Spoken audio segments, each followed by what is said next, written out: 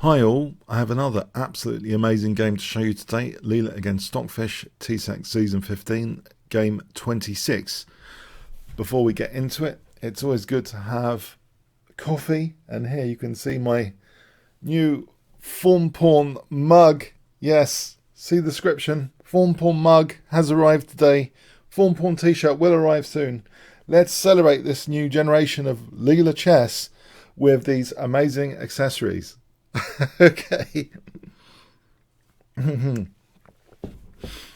Okay, so d4 from Leela. Will there be a form pawn in this game? All variations count. Knight f6, c4, e6. We have the Queen's engine, knight f3, territory, b6. So Leela playing white, g3, bishop a6, b3, bishop b4 check, bishop d2, bishop e7, bishop g2, c6, bishop c3, d5. So this is quite a well-known line, theoretical line. And actually it goes a little bit more, both sides castling, knight e5, knight fd7, knight d3. Here is the end of the book. White's offering a positional pawn sacrifice. Stockfish actually takes this pawn on c4. We have knight b4. And now, if the bishop, say, moved back, white could take on c4, perhaps. So Stockfish actually took on b4 and grabbed this pawn to be a pawn up. Is Stockfish being extremely materialistic here after this opening book? Let's see. Well, this position, there's a certain amount of pressure on the black camp. We have the move rook e8, knight d2, knight f6. So that looks at d4 immediately. That's protected. And it looks as though, knight d6 might be useful at some point. We have knight d5 hitting this bishop, shielding the diagonal for the moment. The bishop drops back. Knight e7. If bishop takes c4, just giving up both bishops immediately, this looks quite nice for white. A small edge there for white, you could argue. So knight e7, we have bishop f4, and it looks as though in some cases, if there wasn't bishop takes c4, bishop takes b8 would be a nuisance, because there's actually rook takes a6 to follow. But because the knight's on c4, this is not quite amazing yet. We have the move h6, and it's here actually Leela plays h4. She forgoes a tactical idea, which is knight d6. For example, rook f8, rook e1, knight g6, and now knight takes f7, which hits the queen and eyes b8. So for example, like this. However, yeah, if taking them, rook takes a6, but if black plays bishop b7, it's only a small edge for white. This is okay. So this tactical sequence doesn't seem entirely dangerous, basically. This variation of it, if king takes f7, again, here, white's only getting a small edge. So we have h4, bishop takes c4, so giving white both bishops, b takes, knight d7. There's visually compensation for the pawn. It looks like a nice positional gambit of a pawn. Rook a6, which allows the battery, queen a1. With batteries, often it's a good idea to have the more expensive at the bottom of your batteries. So if it was a queen and bishop battery, say, we'd have the queen there and the bishop there, and the infiltration or the sacrificing to be done with the less expensive parts of the battery. So here, rook a6, the knight goes back to evict that rook, goes to a3, knight d7, and now queen a1. So a nice battery here, hitting a7. That pawn moves. It is, in theory, an outside passed pawn, but look at white's bishop pair, and also the potential of white in the centre here after rook d1. We have queen c8. Now an interesting move, bishop d6. So embedding the bishop in the centre of black's position. Very interesting. it turns out here, if e4, this does black quite a favour in temporarily blocking this bishop. And in fact, black can use that with c5. For example, d5, e takes, knight f5. And there's a great hook here on d4, for example, to use. This should be about equal. So bishop d6 keeps a lot of the pressure up and keeps this glaring bishop down the diagonal, preventing c5 from black. Queen d8, and now rook b3, knight f6 hitting that bishop, and Leela gives up that d5 square with c5. So d5 given up to keep that bishop on d6. Now we have the move knight ed5, e4, knight b4, queen b2. And here, black plays b5. This is an interesting point of the game. If b takes c5, this would be a slightly different pawn structure. And after d takes this position, it turns out this could be very dangerous for black. Say e5, it turns out here that the light squares, particularly f7, are actually pretty sensitive with that bishop on the dark squares. For example, the artificial looking move rook f3 has a lot of teeth to it here, with ideas of queen c4, sometimes, hitting that f7 without the defensive resources. They've been cut out by this bishop. So, for example, rook a6, this is really dangerous, this kind of thing, just locking down on the light squares. And, sometimes coming in on these light squares is going to give white huge position. So, form pawn on g6, form pawn on g6 in this variation, it's a big advantage for white. So if we have a look at this again, also more dramatically, well, a bit of drama, rook a7, this line, there's bishop takes e5 hitting the queen. And another point about this, let's just go back over here. Instead of f6, you might think, why was f6 needed? If a4, queen c4, and look at f7, it's in big trouble, as mentioned. So yeah, there are some difficulties, it seems, with b takes c5. So we have this move b5, which at least lends support sometimes, you'd think, to the outside passed pawn by keeping that pawn there. And we've got the, the two pawns there. But we have now queen e2, knight h7, rook e3. What is Leela up to? Weird, mysterious rook moves here, perhaps. Rook a7, rook a1, queen f6, bishop e5. The queen was, one would think, hitting the pawn, it seems. So that defends the pawn. Bishop goes back. Maybe Stockfish wants a draw, but we have the rook now coming. Queen d8, rook e1, rook a8. And now a very mysterious rook move, rook f1. What is this? Is this to make f4 more effective? Well, rook a7 was played, f4, rook d7. Now here is a really interesting move, which shows that maybe Stockfish might be a little bit out of water here in this position, because it seems this is a really powerful move here. I wonder if you can guess it. If I give you 5 seconds to pause the video, white to play.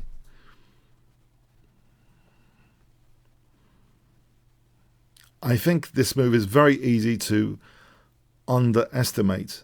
It essentially activates a pawn majority. d5, it really does activate a kingside pawn majority. It basically, after e takes, black is taking away a pawn from this side of the board. So we were left with 3 pawns over here to white's 4. And after e5, you can see that f5 and maybe even g4, g5 later are dangerous. Look at the 4 pawns to the 3. Quite dangerous indeed. So we have this is a very tricky position. Instead of e takes d5, if there was c takes d5, then actually here e takes is very, very strong with that pinned pawn. So for example, knight takes is a disaster, that pawn being pinned. So yeah, rook e3 facilitates this d5 break, getting black to take with the e pawn essentially.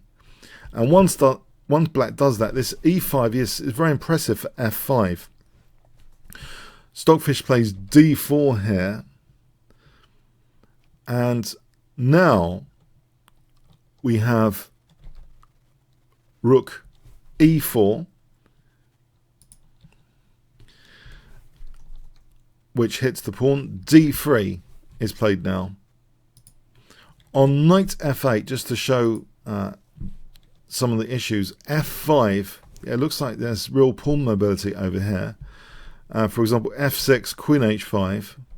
This kind of scenario is not very pleasant, as you'd expect, with f6. This is just a fictional scenario. It shows white's got great attack potential, and yeah, carnage could result. It's just a fictional example. Okay, so d3 was played, not knight f8, which invites f5. So Stockfish doesn't really want to give white too much time to do anything with this forcing move, I guess. Queen e3, we have knight f8, king h2, knight d5 hitting the queen and offering d3. That is taken. Knight e6. Another move, f5, which seems to in some way run into a tactic which sort of simplifies the position. Stockfish plays rook takes d6. Instead of this, if knight f8, let's have a quick look at knight f8. If the knight retreated, then queen d2 with the idea of f6 is very impressive for white. So if f6 to stop f6, e6, this position is horrible for black. White's crashing through there. For example, like this, with e7, and then queen h5, hitting e8, and then queening the pawn, yeah, winning loads of material there. So that's pretty much disastrous. And on knight ec7, so in this position, if the knight had gone to c7, then f6 again, and this is, as you might imagine, carnage. Yeah, black's having to desperately fend off being mated. Yeah, it's fun stuff, but yeah, not very nice for black at all. So this move seems to be a very nice tactical response from Stockfish to exchange off a lot of white's attacking potential after e takes d6 to play knight takes c5. Now, if c takes d6 had been played, then okay, so here, if c takes d6 had been played and knight c5, this position is not so hot after queen b6 for white. So black would actually reach a position which is okay with that pawn pinned, the king's away from the rook. It's actually plausible for black to have equality there. So e takes d6 is the way to play it. Knight takes c5, rook takes, queen takes. So white's the exchange up, and black has two pawns, which seems numerically, not a bad deal here at this point. Just the exchange down for two pawns in a way. Knight b7 is played. If knight a4 was used instead, bishop takes d5 and rook f2. This idea is very strong. Black is weak on the back row. So for example this, then the rooks come in. The rook comes in to help the queen, and this at least wins black's queen. So that's very dangerous. Knight a4 would be very dangerous. So we have knight b7, rook c1, knight e3.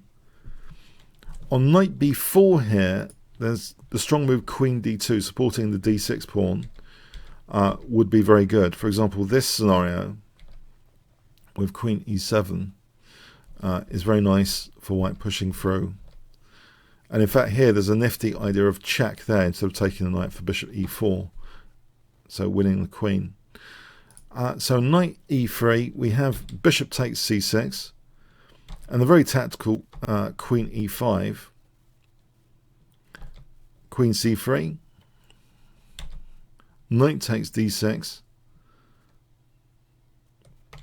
So you might think, well, hold on a sec, isn't the queen hanging? The thing is, there's knight g4 check, to recapture the queen. So that's Stockfish's idea, taking this pawn.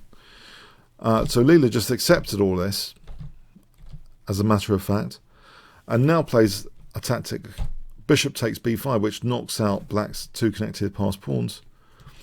And if knight takes, there's rook c5. So we have knight takes f5. So the exchange up for 2 pawns at the moment, but it's going to be just 1 pawn. This locks down black's king side. Now check, bishop a4. Now this a pawn is hit, so it's only 1 pawn for the exchange now coming up. 1 pawn for the exchange. King d6, we have check, bishop d1. And during the live stream, it looked uncertain how the blockade is lifted around here. So this looks around here as though, hang on a sec, how is black's kind of fortress penetrated here? How is it actually possible to do this?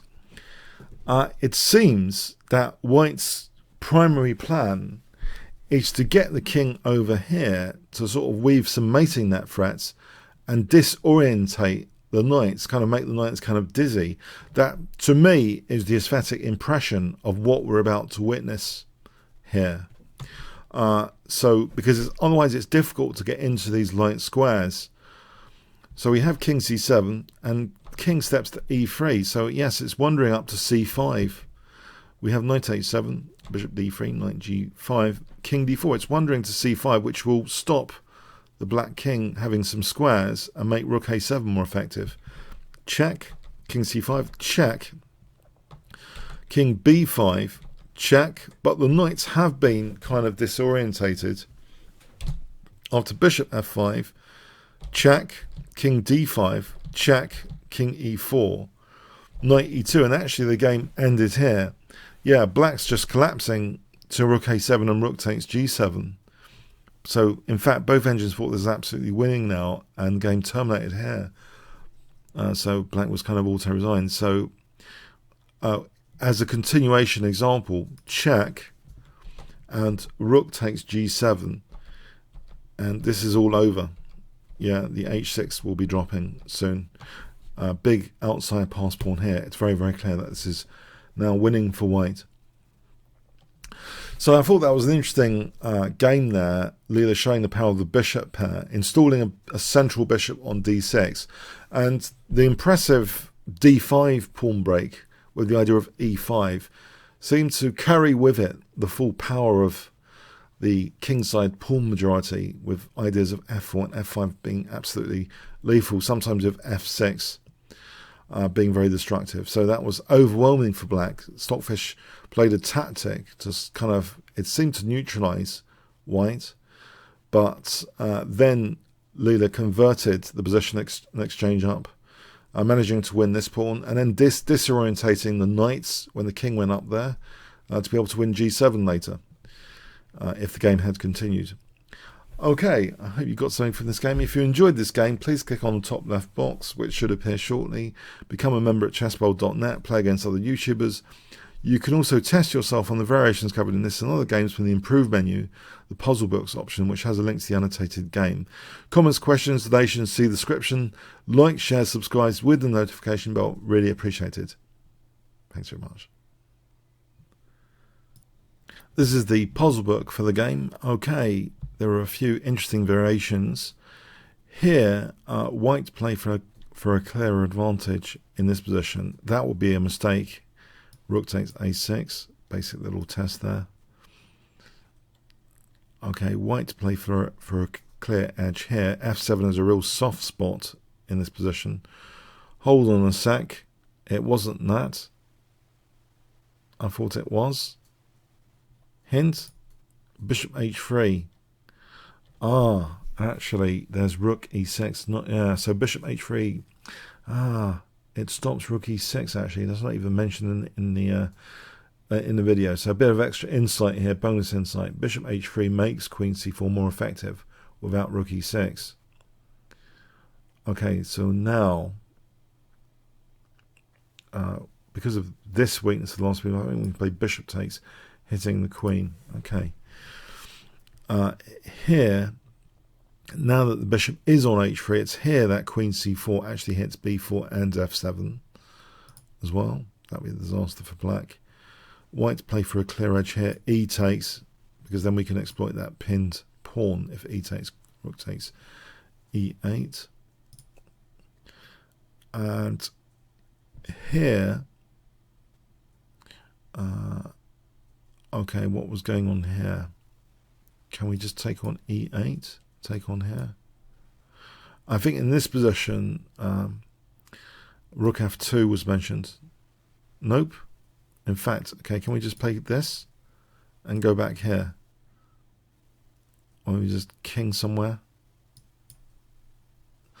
Okay. So yeah, check out the variations of this and other games. And also on the puzzle book section, there's a new famous player that has been added, the great Mikhail Tal. There's 343 of his great game finishes, all checked by engines. If you want to check that out, throughout his career, you know, so this is very, very early in his career from age 13 onwards, chronologically ordered. Okay, thanks very much.